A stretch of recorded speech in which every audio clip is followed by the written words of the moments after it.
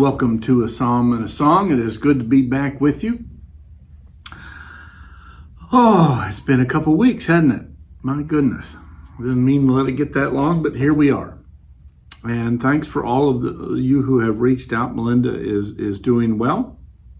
And I had a week off where I made it into a giant list of things for myself to do. So I've come back to work in order to get a little rest from my vacation.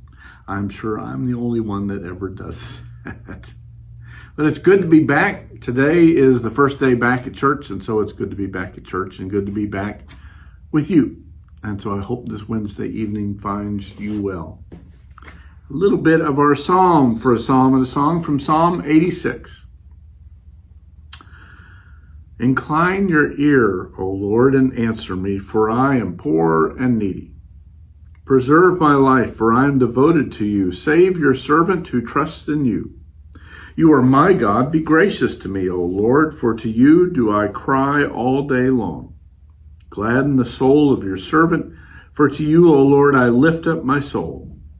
For you, O Lord, are good and forgiving, abounding in steadfast love to all who call on you. Give ear, O Lord, to my prayer. Listen to the cry of my supplication.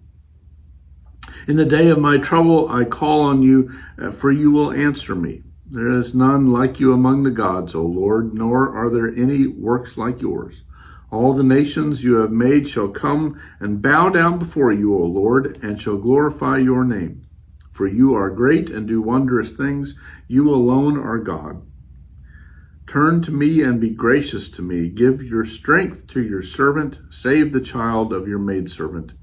Show me a sign of your favor, so that those who hate me may see it and be put to shame, because you, Lord, have helped me and comforted me. That's quite a prayer, isn't it? I love these old prayers. Sometimes they say things that are very, very modern and very much things that we want to pray. And sometimes they're not. Sometimes they sound egotistical and from another place in time. And I think that that's person to person is going to feel those differences, right? To one person, it may sound like the prayer of the hour, and to someone else, it may sound like something in a different language. I've thought about that these last 2 weeks. I wondered about this time that we spend together where we share scripture. And the scripture is not particularly related to anything, maybe, although sometimes it finds its way in there, doesn't it? Something that is mentioned in the Psalms seems very prescient to the moment, seems right there and as if it was written for this day. And sometimes it seems far off and far away and not relevant to anything. I wonder if that's the way Scripture has always been. That sometimes it speaks to the person and to the moment like it was written for them right then and there. And other times it seems so far away and distant that there's not even in the same language. I wonder how we unpack that. You know, I let the lectionary, the readings for Sunday, pick the text, pick the scriptures that we use every Wednesday. And I do that because I'm afraid that if I look through the Psalms for something that would have meaning for me in the moment, that I might start picking from a list of 20 Psalms or 15 or something like that, and keep using the same Psalms over and over again because they speak to me in the moment and they speak to my context. I have no idea about you and your context and your moment. And I think that if we start using Psalms, willy-nilly is the word that comes to mind, but if we start hearing those Psalms a little more randomly, like they come up in the 3-year lectionary cycle, that there's going to be something that speaks to you and to your context and a word that you need to hear today. I think that can be the beauty of Scripture, is that it sometimes just sneaks in there and says something beautiful that takes us out of this moment of anxiety and fear and uncertainty, and pulls us back a little bit to ourselves and says, hey, we've been there before. Hey, we've survived this. Hey, God is with us.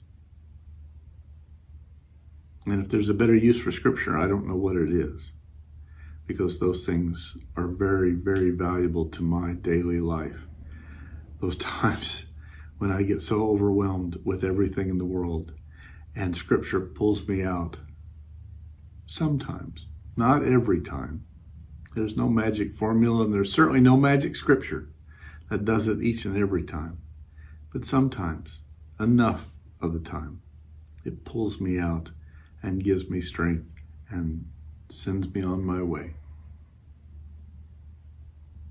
So that is my prayer for you this day, and for me, that we find words of God, words of others' prayers, that we just find that which we need to hear, and that sends us on our way, emboldened, enlivened, unencumbered. Take your pick. All of those things. All of those things.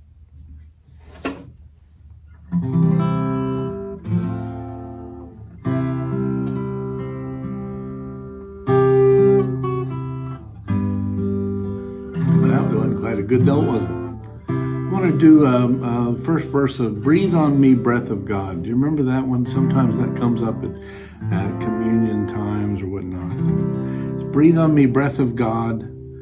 Fill me with life anew, that I may love what thou dost love and do what thou wouldst do. Breathe on me, breath of God. Fill me with life anew, that I may love what thou dost love and do what thou wouldst do. Let's try that again, shall we? Breathe on me, breath of God. Fill me with life anew, that I may love what thou dost love and do what thou would do. Friends, it is so good to be back with you. I hope this finds you well. I hope that you are living your best life. I hope you feel the presence of God each and every day, and at least find something that gives you strength and hope and the ability to move forward. See you next week.